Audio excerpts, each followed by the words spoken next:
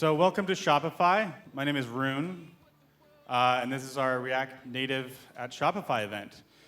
Like I said, I hope you've had a chance to enjoy some food, some drinks, and had some good conversations. We have about an hour of presentations. We won't be taking any questions during the presentations or after them, but you'll have a chance to, hopefully the presenters want to chat with you after, so you can go ask them questions. There's a bunch of folks from Shopify. Go talk to them as well. So this is our merchant lounge, and you may have noticed in the back it says for entrepreneurs. We have a bunch of entrepreneurs that come in. They're Shopify merchants. They write on the wall in like gold ink. So at Shopify, we want to make commerce better for everyone, and we breathe that every day. This is why we come into work every day. At Shopify in San Francisco specifically, we work on two products, two core merchant products. We work on a lot more, but those are our two core merchant products. It's Shopify Ping and Kit. So Kit is a virtual employee that makes the journey of being a merchant less lonely and easier. And Shopify Ping unifies all customer chats into one app, and it's also the best place you can work with Kit. And we're currently writing Ping on in React Native on Android. So as you may have seen today on Twitter, Hacker News, Shopify is heavily will be investing in React Native, which we're all very excited about. We hope you are too. And you'll hear from Sergey, who's right here with the red shirt. He's up first. He works on Arrive out of Toronto. And next up from that is Nandini, who's here from Zynga. Thanks for coming. You'll learn about how Nandini works with React Native and works with friends. Then after that, we are back to Arrive, and we'll hear from Ryan, who works with Sergey out of Toronto. Thanks for coming. And he'll talk to you about his journey as a web front-end developer coming to React Native and working on our React Native app. And then finally, Justine and Nathan are here from Twitter. And as you can see, they'll talk about, well, you can't see it because I didn't write it there. But they'll talk about how Twitter leverages React Native Web to have a native-like experience on the web. As I mentioned, no time for questions, but you have a chance to talk to them all. There are their faces. They're all sitting here, and you'll see them up here. We're always hiring. We have a number of open React Native positions here in Shopify in San Francisco. After the presentations, feel free to stay for more food, drinks. There should be plenty. I hear the margaritas are quite strong. And if you want to speak to anyone from Shopify, there's plenty of folks here. They'll either have a shirt with a logo on it, or we're all like wearing these kinds of lanyards. So please come talk to us. We'd love to hear how you're working with React Native in your spare time, in your work, whatever you want to talk to us about. All right, thanks for coming. And first up is Sergey.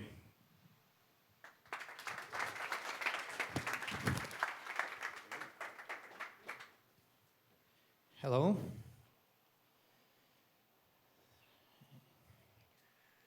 Where's my, okay.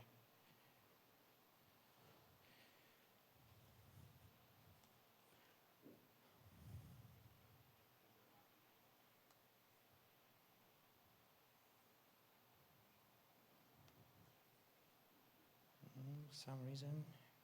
Can someone play the Jeopardy song? Oh, there we go. Now it works. Okay. So, name is Sergey. I'm from Toronto. Work at Shopify. My background, I mostly mobile. I've been doing iOS natively for about 10 years, pretty much since iOS inception. And I started doing React Native about a year ago. And I work on, like Rune said, on Arrive team. And Arrive, for those who don't know, is a package tracking app which allows to consolidate all of your deliveries tracking in one beautiful mobile experience. We may seem like a small app, but we're pretty popular. We have millions of downloads. We've been trending in the US App Store over the holidays. And we operate on a pretty substantial scale. So tonight I'm going to share the story of our transition to React Native. It all started about 2 years ago. Our first version was written in Swift natively. We were a small team experimenting with some ideas. We quickly found the product market fit and started iterating and developing of the product from both user perspective and business perspective. And we quickly realized that in order to maximize the potential of this idea, of this project, we need to move a lot faster than we were. We need to do a lot more experimentation and be a lot more flexible with what we do. And that time when we started thinking that maybe React Native may give us that leverage. Around a year ago, during winter 2018, we started experimenting with React Native initially. We ran a quick experiment, which I'm going to show you next about. And as a result of this experiment, we gave a green light to the full rewrite of our existing native app. We did it in about 3 months. We released the first production version of Arrive on React Native in April 2019. And a little after that, we're catch up on Android as well. We actually plan to release Android together with iOS app, but for circumstances, we had to deprioritize it.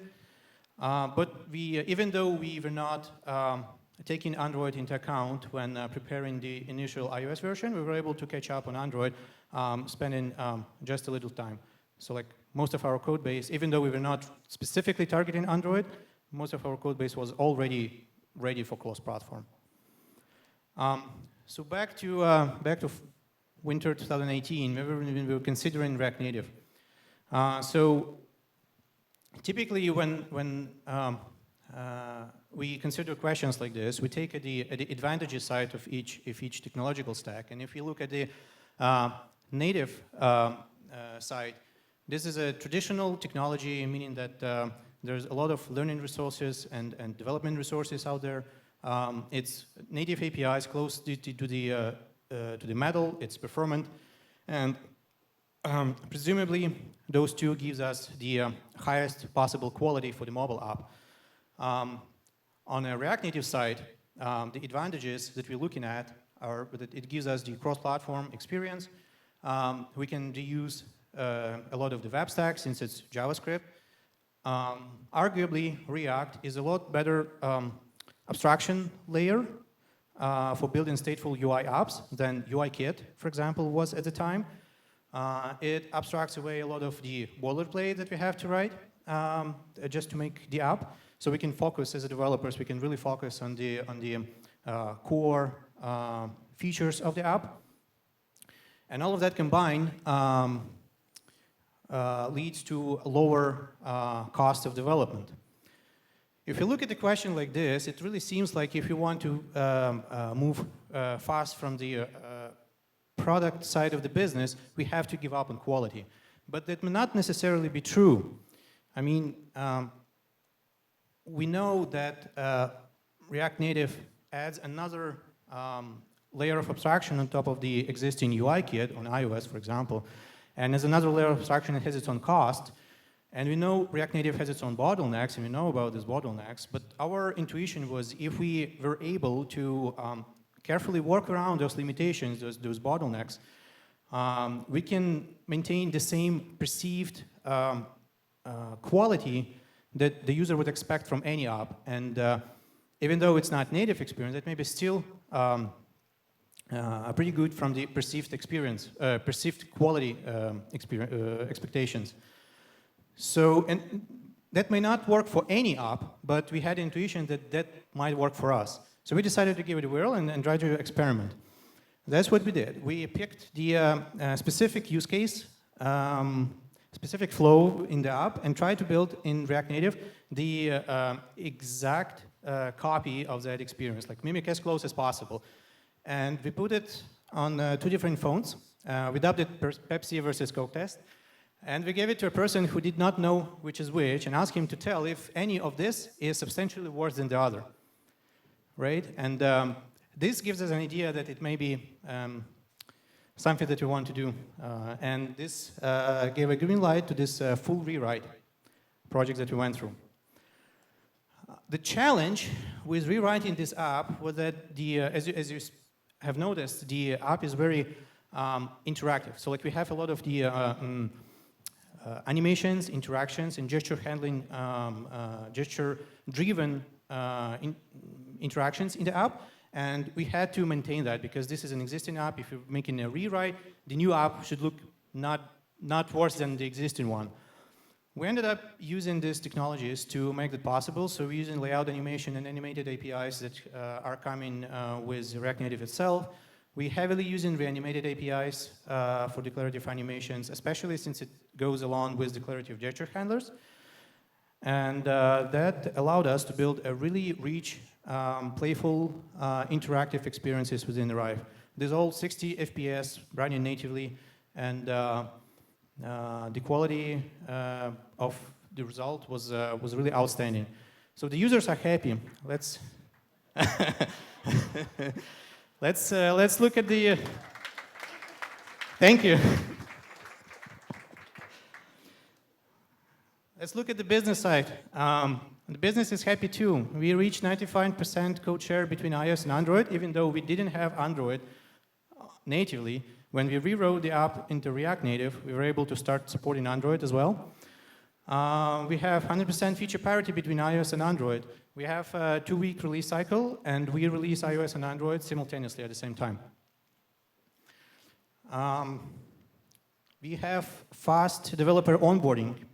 We have successful cases where people with no prior mobile experience, only React experience and front end, were able to make meaningful contribution to the project within just 1 week of joining the team, which is pretty great. And since it's all JavaScript, like I mentioned, we wanted to be able to leverage an existing front-end tag, and we do that. We leverage a lot of the front-end that is out there, and then we built at Shopify as well. What our tech stack looks today, we use TypeScript, of course. The project is ever evolving, constantly changing, and if it wasn't for TypeScript, I think we would be dead by now. Like I'm so happy we decided to do TypeScript from the day one. It saves us many times. Backend is powered by GraphQL, so obviously we have GraphQL on the client powered by Apollo. Apollo comes with the cache, which works perfectly for maintaining the local states that we need. We ended up not needing any Redux, Mobax, or any other like state management frameworks in the app. React Hooks works great. We are very happy with being able to write all the components functionally using just hooks. When we started, we didn't have hooks, and we were very happy to upgrade to React Native version that started supporting them. React navigation, no surprises there. SVG, all of our artwork is cross-platform since it's SVG, which is also cool. Reanimated, like I mentioned, powers heavily a lot of the interactions and animations in the app. And on the test side, we're using Jest along with React Native testing library that help us with tests. We did learn quite a few things along the way that did not work. One of the things that were very annoying and we were happy to get rid of was the client directive of Apollo's cache. So for those who don't know, Apollo supports local queries, which is kind of like if you provide the resolver function to Apollo client and you provide the client directive for the query, then Apollo will be smart enough to invoke those functions locally to resolve those queries with a directive. And what we were doing, we were in resolvers storing and retrieving the data to and from async storage. So like mimicking like a GraphQL stack, but effectively storing stuff in async storage locally. That was very cumbersome and very annoying experience, and we are happy that we get rid of it. And now we're just doing direct async storage, maybe wrapped with hooks when we need some interactiveness. Higher order components. Like I said, we started with React Native 51, which did not support hooks. We ended up having a lot of higher order components. We used recompose patterns to trying to share code between different components and trying to modularize it more. It ended up a nightmare. Once we discovered that hooks can do exactly the same, but in a lot better, we eventually rewrote all the existing code that we had with higher order components, and we don't have them anymore. Snapshots just support snapshot testing. I think it's coming from the web, I'm not sure, but we tried to use it on the React Native side. It didn't work at all, and we also get rid of them. Another thing that we learned is that Apollo's cache is a real bottleneck for React Native app.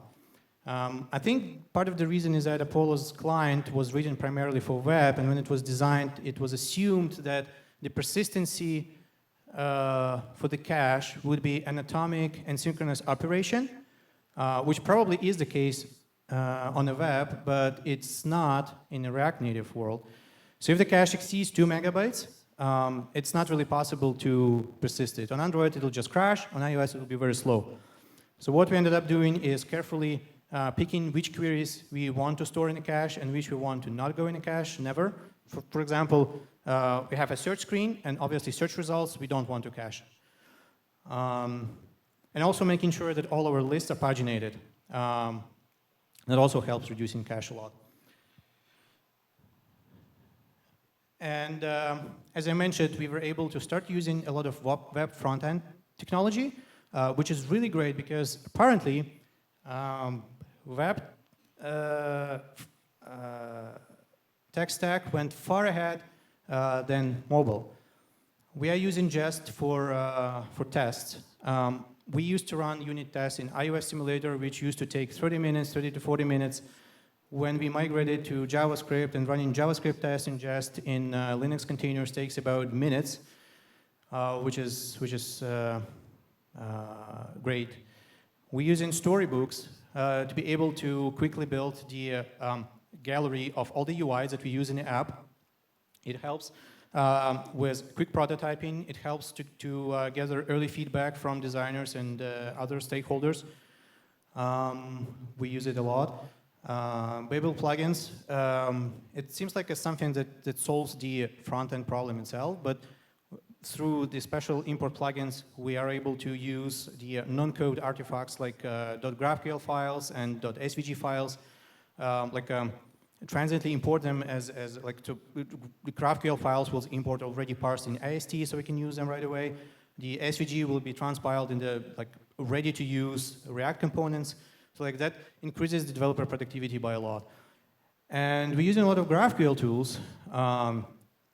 Namely, we're using type definitions that by giving the .graphql file and schema, we can automatically generate definitions in TypeScript interfaces. And then having TypeScript interfaces and schema, we can generate fixtures, which are mocked GraphQL data for tests. We can generate them on the fly, just overriding the fields that we need for specific tests, which is also boosting productivity by a lot. And what's great is that these tools, GraphQL tools, are part of the Shopify's commitment to web front-end ecosystem. It's open source. This package is called Quilt and GraphQL Tools Web. They originally have been written for web, but we are able to reuse a lot of it in React Native as well. So yeah, give it a try. And that's it for me. Thank you for listening. Thank you for coming.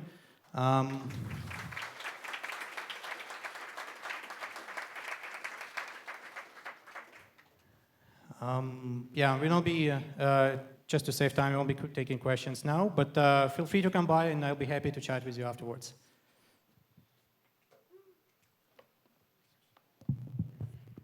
All right. Thanks, Sergey. We'll get Nandini up here while she gets set up. If you all didn't read it today, we had a blog post on our engineering blog. The details are a commitment. You can read more about Arrive in there and what we did with it. You'll be able to rewatch this presentation, all the presentations. We'll be sending out a link to a stream afterwards. But it looks like we're all set up. Good luck. All right. Good evening, everyone. Everyone can hear me? Cool. So first of all, I'd like to thank Shopify for organizing this meetup and having me here to present. It was really amazing to learn how Arrive's journey happened. I am currently working at Zynga, and we are also in the process of transitioning to React Native. So I thought today would be a great opportunity to talk about my learnings from this React Native journey. I'm Nandini Parimi, and I've been working in the software industry for a little over 8 years now. I started off as a JavaScript developer, then switched to being a backend developer, mostly worked on Java using Spring Boot. It was only in 2016 when I joined not Shopify, when I joined VSP that I got to work as an Android developer. So that's where most of my Android experience came from. So fast forward to today, I am currently working at Zynga with Words with Friends team. So raise of hands, how many of you know Words with Friends? Awesome. You guys like it? Oh, great.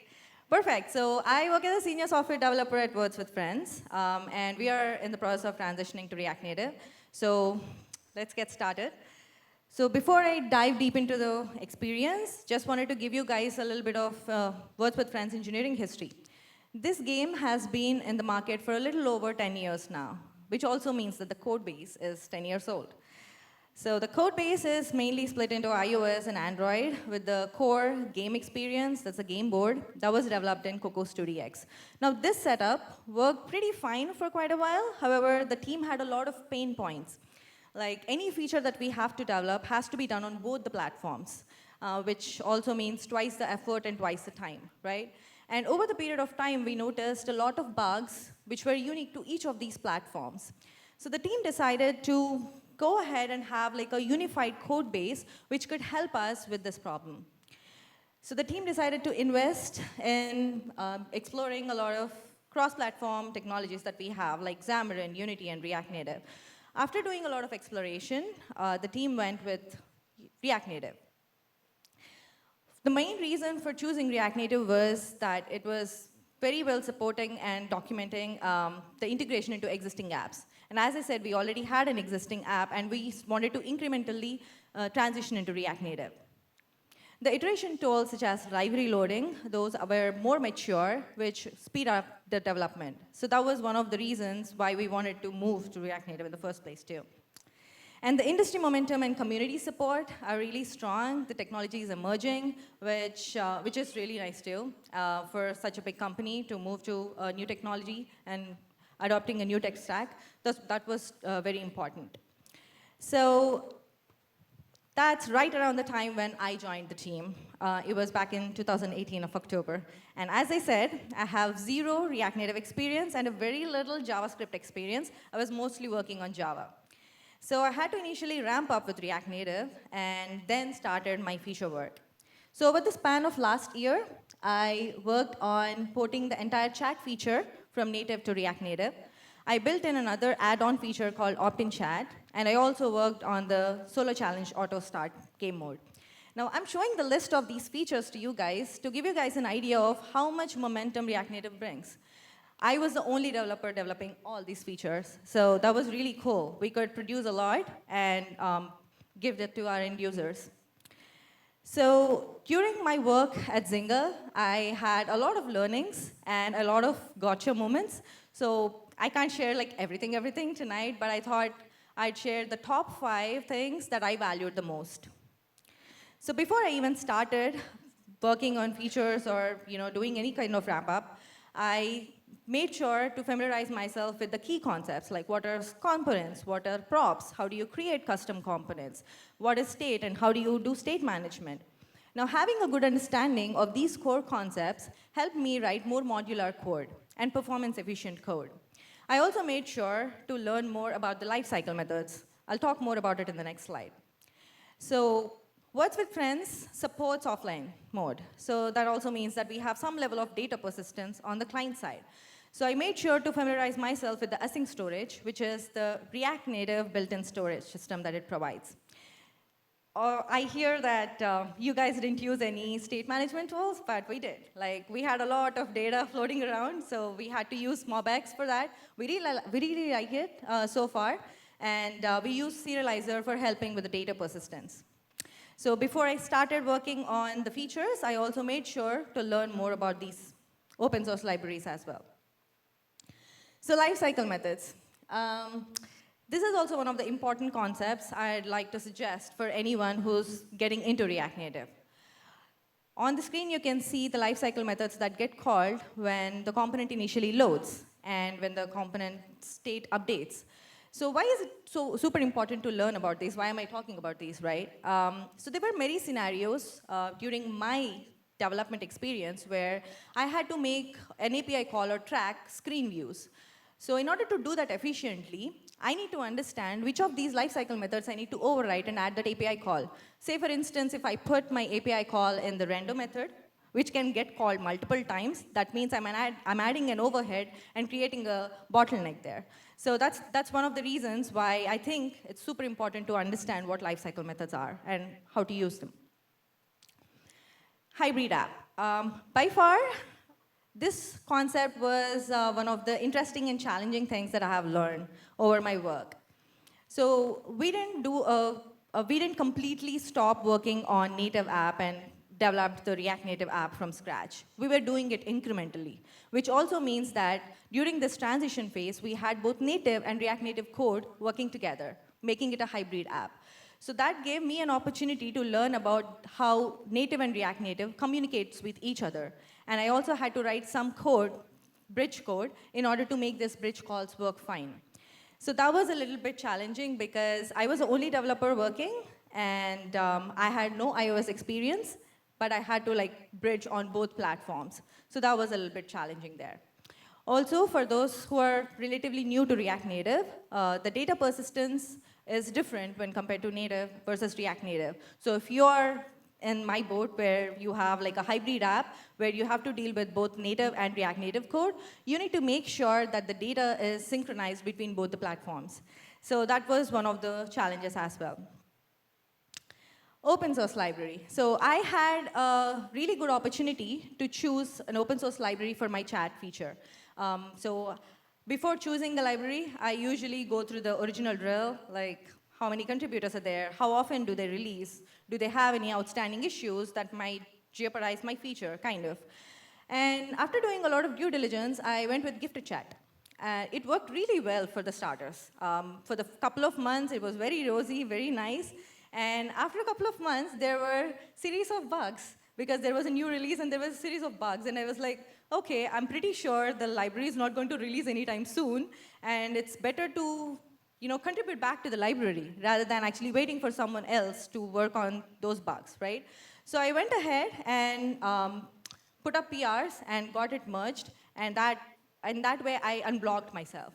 So the reason why I'm telling you guys this contribution back to the library is to give you guys an idea about how much you can do with React Native.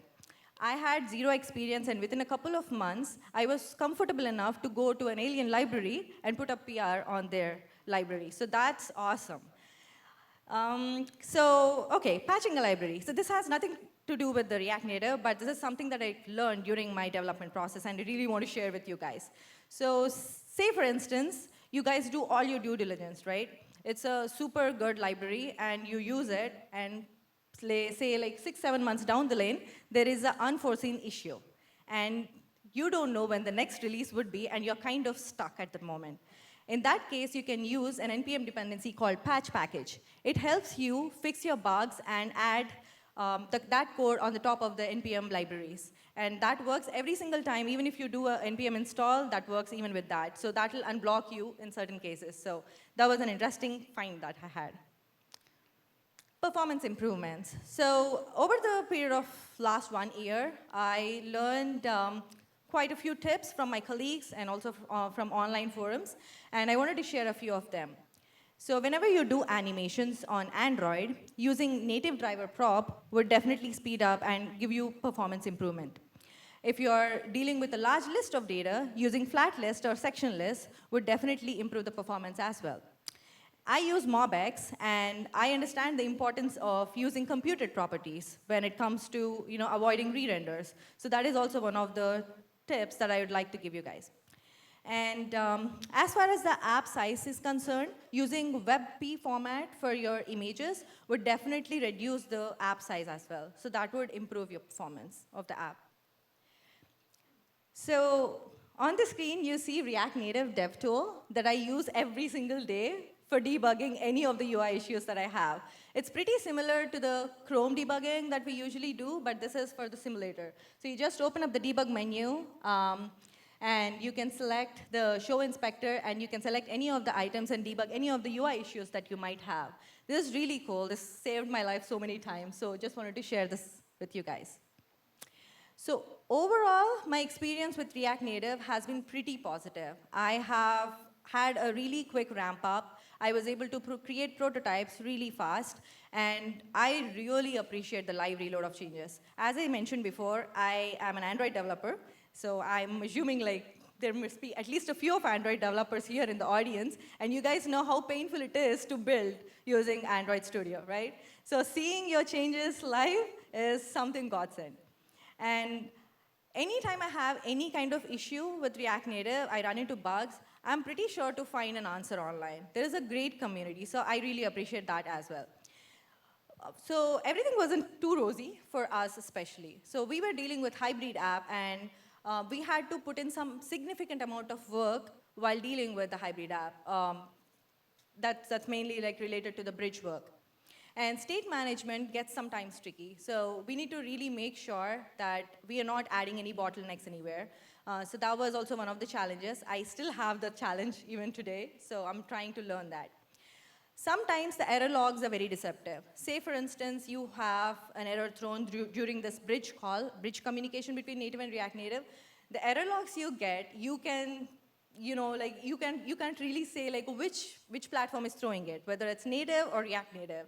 So worst case scenario, I think I spent like 2 days one time debugging one single bug. So that was really irritating and annoying sometimes. So constant updates. So it's really nice to have a great community, and it wouldn't be an exaggeration if I say that someone right now would be fixing a bug and planning for a next release on React Native. But for us, who's on the consumer side of the React Native, it becomes really hectic to keep up with that speed. So sometimes what happens is whenever we update our React Native version, we have some side effects and some new bugs. So we had to have some wiggle room whenever we plan for that update. So when I started learning React Native, I looked up this Udemy course, which really helped me a lot. So if any one of you is new to React Native and they're trying to get a head start, I'd strongly suggest you take a look at this Udemy course. Even if you have zero JavaScript or React Native experience, this helps you a lot. And there are some other links that I put here which helped me with the state management and MobX. So that was also like very helpful for me. So thank you for having me here. I hope my tips and my learnings would help at least few of you guys to have a head start on React Native. Hit me up on Twitter or send me an email if you have any questions. I'd be happy to catch up. Thank you.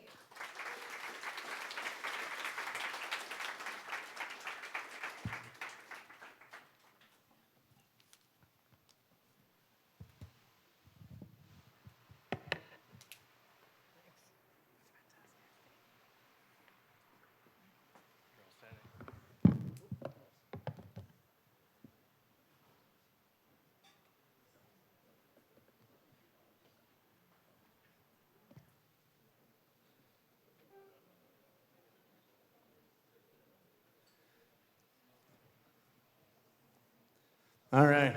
Hi, everybody. I'm going to talk a little bit about my experience with React Native and getting into it. This is not a deep dive into RN by any means. This is just my little experience of getting into the deep end there. Tell you a little bit about myself first. My name is Ryan Baldwin. I'm from Toronto, Canada. I'm a software developer with Shopify. You can find me on Twitter. It's pretty new. I don't know if you've heard of it. I'm at Baker of Bytes. I'll tell you a little bit about myself, the background. I call myself a software developer because I have a pretty eclectic background. I've not really stuck with one thing my whole career. I've been developing software for about 18 and a half years. There's been a lot of .NET Windows application and web application development in there, a good amount of like some Java enterprise-y stuff, App Engine back when it was like in beta, even like a full year of PHP. And I don't want to harp on that too much, but I'm sorry. Finally, about 3.5 years ago, I got into mobile development. I was mostly within Swift 3 and 4, and I had this, pretty wide T at this point, but not a very deep T. I wasn't really specializing in anything, and I wanted to really kind of sink my teeth into something, and that's how I found myself at Shopify. Ooh. I started in August of 2018 as a mobile developer with Sergey on the Arrive app, and at that time when I started, we were really ramping up for the next Black Friday, Cyber Monday weekend. We were thinking this could be a great opportunity for us to really like 10x, 100x our user base, get in there and like really make an impact.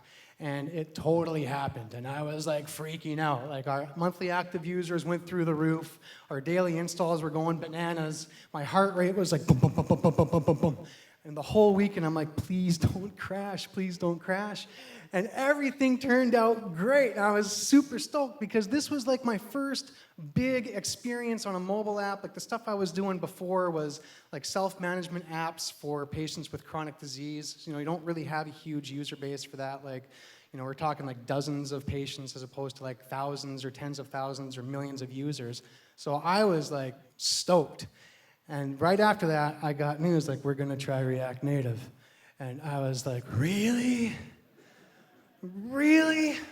React Native? Like, I think React Native, I think JavaScript, I think this, like type of number is not a, not a number is a number, and 0.1 plus 0.2 is not equal to 0.3. That's not what it is. So in my head, I'm like, God, geez, is this what I want to do every day? Like, and I'm actually thinking like, okay, maybe I should switch teams. I'll switch teams. It's a big company. I can switch teams. Or maybe I'll go to a different company and I'll do something else. And I was like, whoa, Nelly, hold on there. And I was like, let's calm down a little bit. Like, I'm in a company that I love. We just hit a home run with an app that I believe in and that I really enjoy. This is a good place. This might not be the mobile experience you were expecting, but it's the mobile experience you're getting. And so far, it's been all right. So let's just do some due diligence. Let's see what happens. So the way this worked was for the first couple of months of 2019, Sergey and another colleague of ours started rewriting the app in React Native. And I'm kind of maintaining the last couple of versions of the native app, and I'm kind of like looking over at these guys like, oh, are they liking it? Are they hating it? What's it look like? And there's no swearing, so they seem to be enjoying it.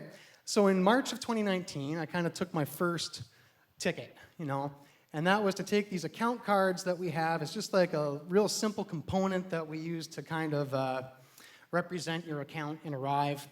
And that's going to be my first little introduction. Now, at the time, I'm pairing with a guy who's got like a ton of experience, and he's saying that you got to strive to use stateless functional components.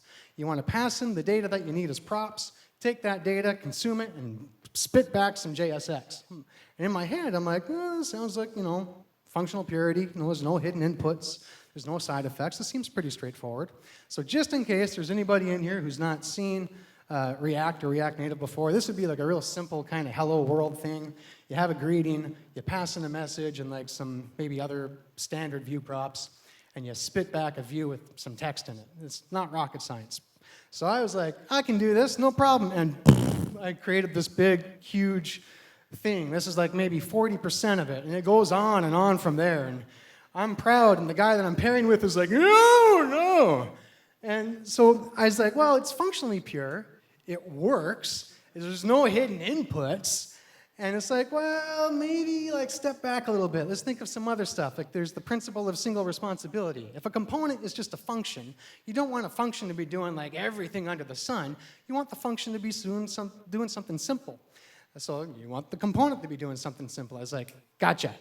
So move on to the account image. Let's rip that out. It's going to take in like a small little simple account. If that account has a profile image, we're going to show it. Otherwise, we're going to return an icon that just has a placeholder. Simple. Same thing with the name container. We want to show the username and maybe the email. We know from the business rules we're going to have at least one or the other. Take in the account, spit some stuff out. Simple. So kind of going down the road with that, and what we had at the end was a nice tight little component. And I would argue that whether or not you have a React Native experience, or maybe, if you're literate in English, you could look at this and probably have an idea of what's actually going on, what kind of information is going to be conveyed, and even like what types of interactions are going to exist there. So my first experience there was like, woo, candy apples and puppy dogs, free for everybody. I was super stoked. And for the most part, it's been really enjoyable. But it's not perfect. I'm not going to blow smoke up anyone's ass because nothing is a silver bullet. For starters, I find that there is an inverse relationship of my intelligence to the complexity of a higher order component. The more complex that thing becomes, the dumber and dumber I get, and my brain just starts to like gray matter out of the ears. It's gross. TypeScript does nothing to improve this.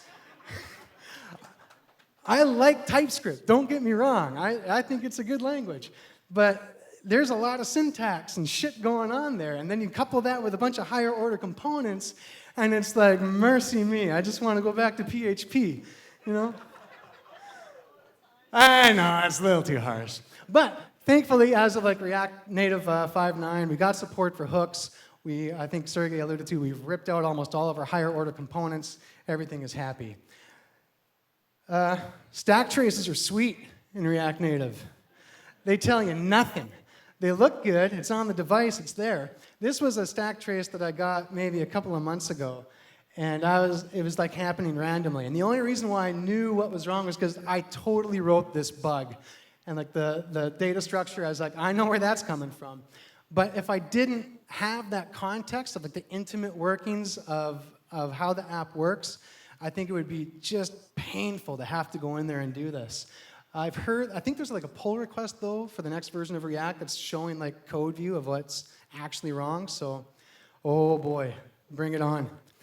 The React Native debugger and the whole debugging story is okay.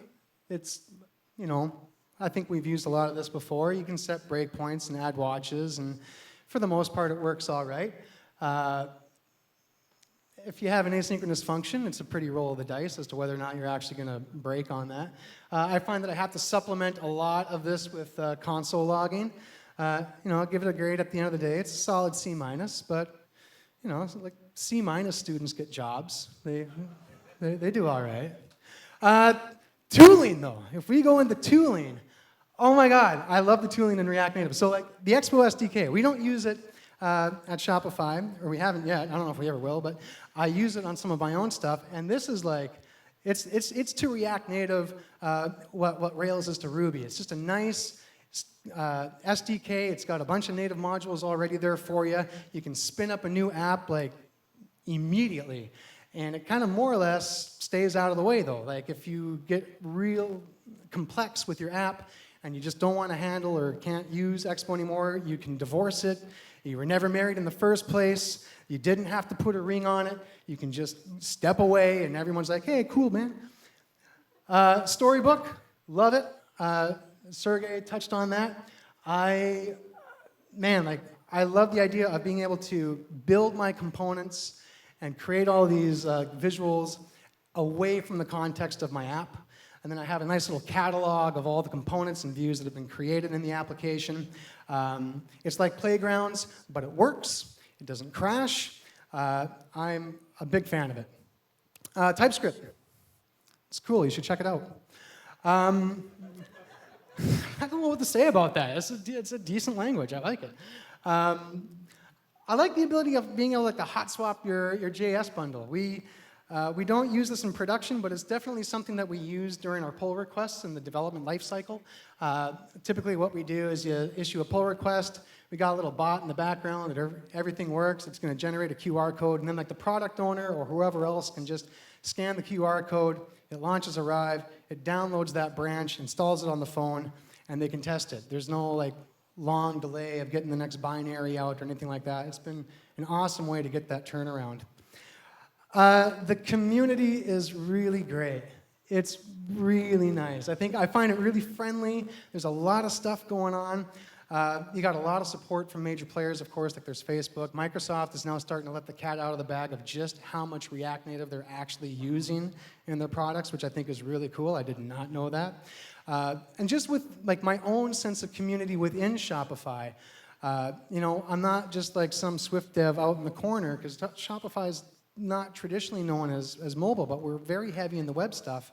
But now, because we're using React Native, I can use a lot of the libraries that Shopify has actually developed. We're using that in Arrive, and it feels like, I'm kind of engaging with people in the company that I didn't engage with before, and that building the context of all the things going on is just really great, and I feel like a part of the team. And last but not least, and I'm not going to poop on it, but I like the fact that I don't have to use Xcode anymore. I think JSX is infinitely better than Interface Builder, especially the stuff that Interface Builder produces. If you ever have to solve a conflict in that, we know that's a ton of fun. I love the fact that I have a fast refresh that actually works. Being able to modify my JSX, hit save, and have that refresh immediately in the emulator just makes me happy, ear to ear. And if you don't want to use like Visual Studio Code, which is what we use, you can use Vim, you can use Emacs, you can use Atom, you can use Sublime, you can use whatever you want. It's just JavaScript at the end of the day. It doesn't change your workflow. It allows us to like use the tools that we're comfortable and proficient in, and I really value that. So for me, how was the learning curve? It was not easy. I did not find this like a real overnight success for me. I come from a background that, while eclectic didn't have any TypeScript experience, I had a tiny bit of React experience like 5 or 6 years ago, but that was mostly within the context of ClojureScript, so I wasn't really sure how that was going to transfer over. We use a lot of GraphQL. I had no GraphQL experience, so if you take all of these technologies as a Venn diagram, there was no overlapping point for me where I can use as a foundation and launchpad and build on top of. I had to learn all this stuff independently. So it might not be easy for everyone unless you have something there that's in common. For the front-end devs on the web who are out there, you might have a lot of React experience, might have a lot of TypeScript experience. It might be the mobile context that trips you up. Like, what is this bridge thing? How do native modules work into all this? What's the penalty of going over the bridge? And how do we get like those buttery smooth animations and make all this stuff beautiful? And it's in that last point where I think those things actually start to converge in terms of difficulty, which is like making it buttery smooth, making those real delightful experiences can be difficult in React Native. However, the caveat that I have there is I would argue that this is always the case, regardless of your tech stack. I think that last 20% of an application is like 80% of the effort. To get that in there and to really milk it and bring the users a lot of delight, that is hard work. Making something functional, no problem. Making it beautiful and enjoyable and functional, tough. React Native is no different. We just got to learn a new set of idiosyncrasies. Oh, whew. So, in conclusion, I went from this beautiful mugshot to basking in the sun and soaking it up of React Native. I have really enjoyed this last year. I know there's tons more to learn. I'm really, really excited to see like all these, there's a lot of people here. I'm super pumped to talk to some of you guys. We can maybe you can fill me in on some good stuff to try. It's been enjoyable. Thanks for listening to me proselytize, and I'll talk to you soon after here.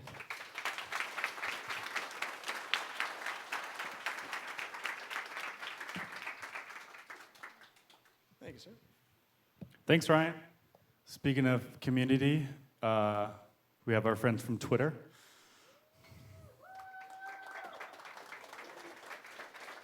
Nathan and Justine.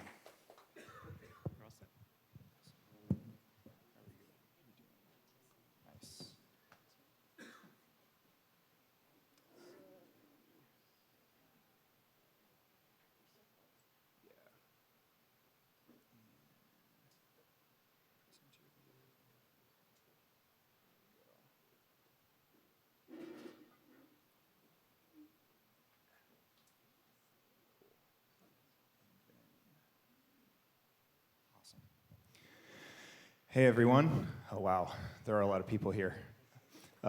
So we're from Twitter, and first off, we want to thank Shopify for having us here tonight. It's really awesome to have everyone here and do a meetup like this. So we like React Native, but we like it on the web.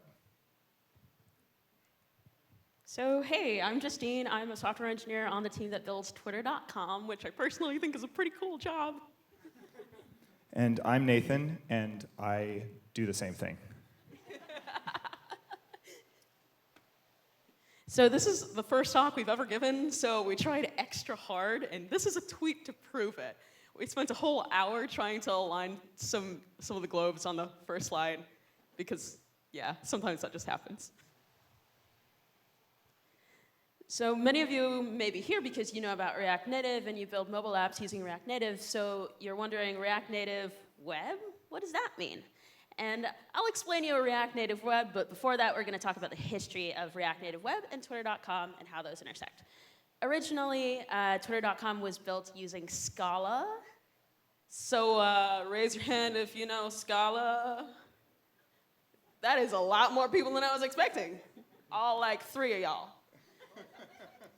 So as you can tell, it's really tough to find developers who build with Scala on the web and have them work effectively without extensive training.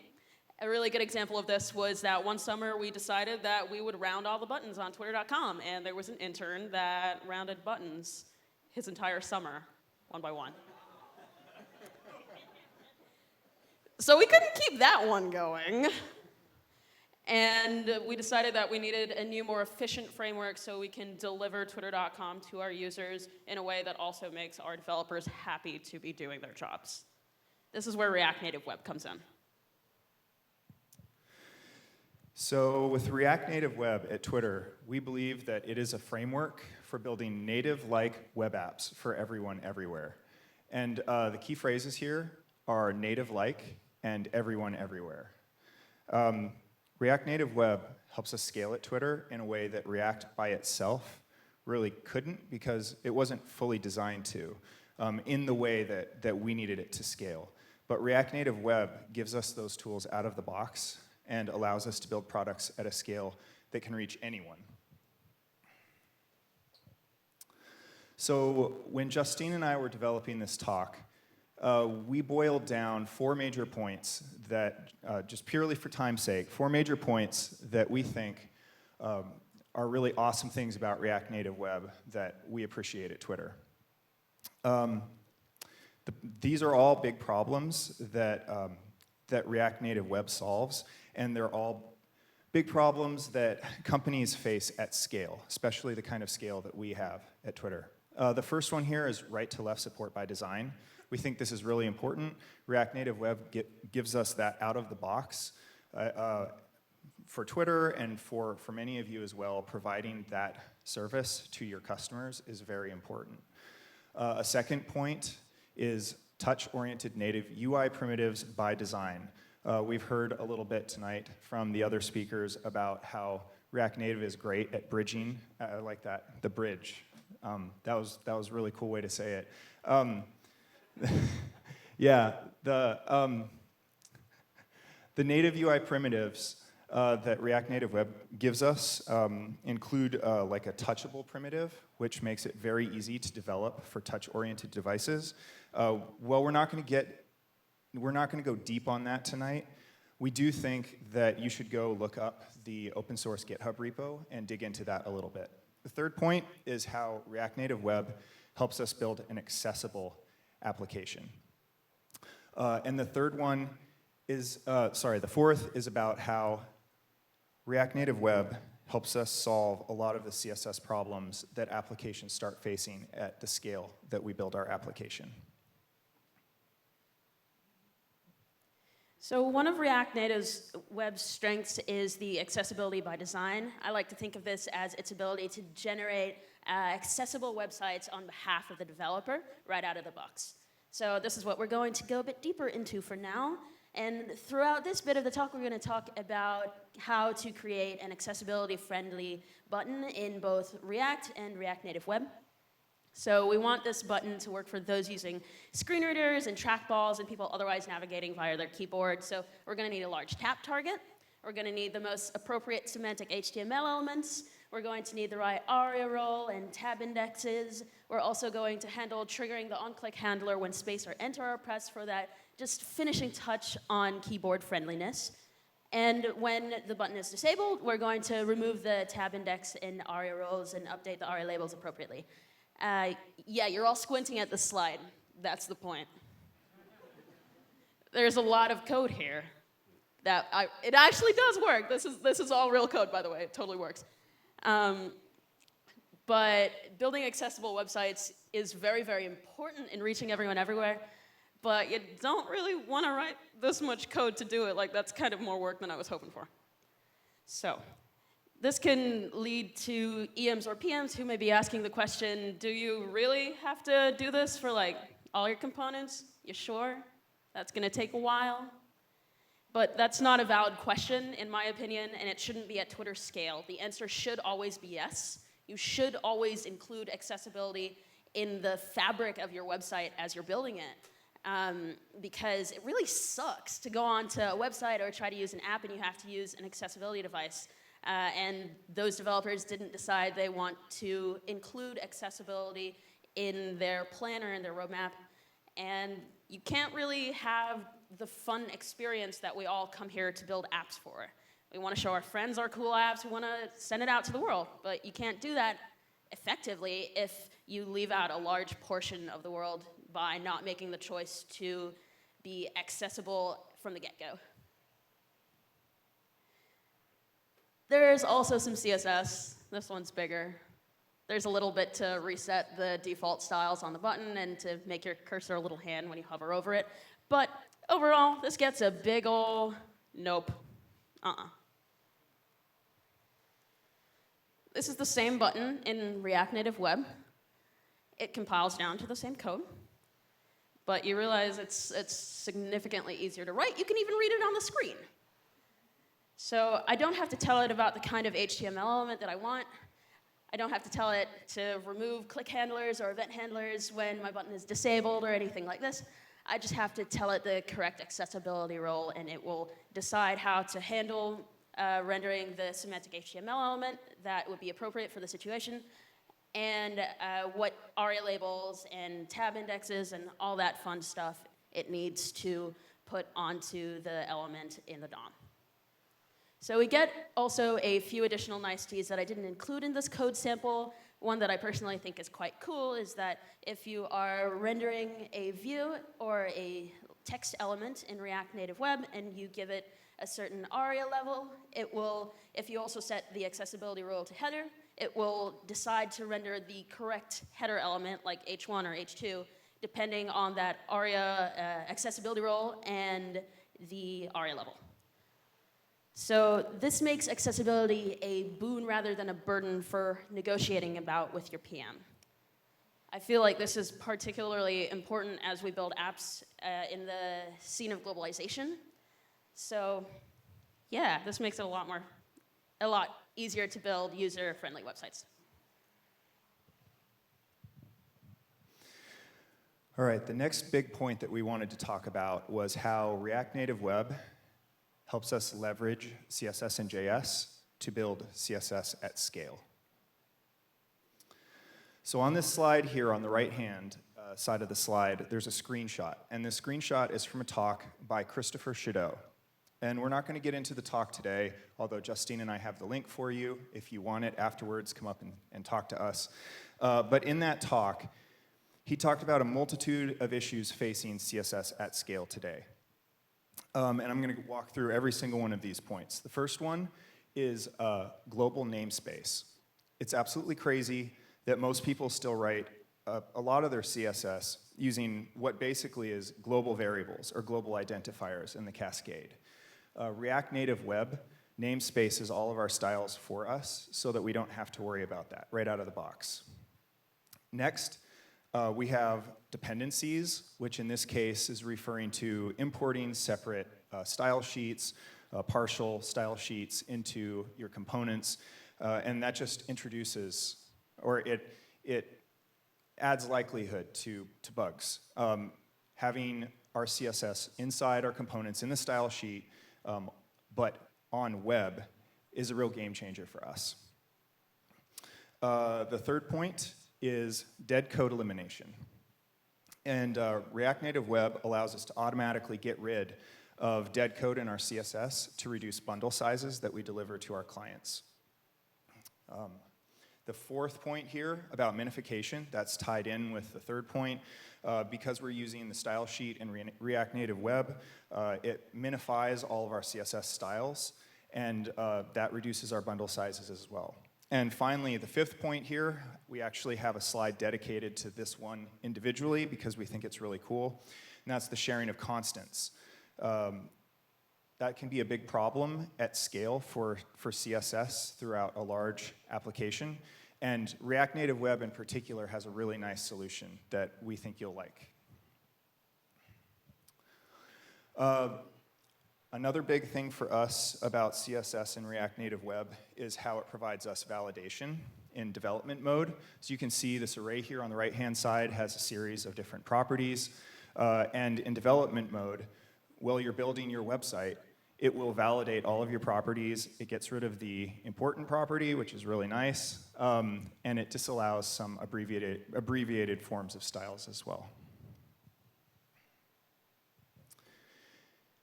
And this slide is dedicated to kind of what I mentioned a second ago about sharing constants.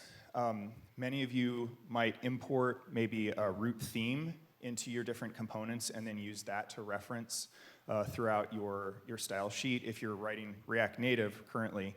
The React Native Web style sheet actually is extended upon the React Native style sheet so that we can bring in and pass in our theme right here and then reference it inside of our style sheet. And that theme is available all throughout your application in the style sheet. We love that. We use it to enforce styles, design, and it makes it very handy to change anything at any point. So in conclusion, thank you for listening to us talk about React Native Web. Thank you, Shopify, again, for having us, and we hope you use React Native Web.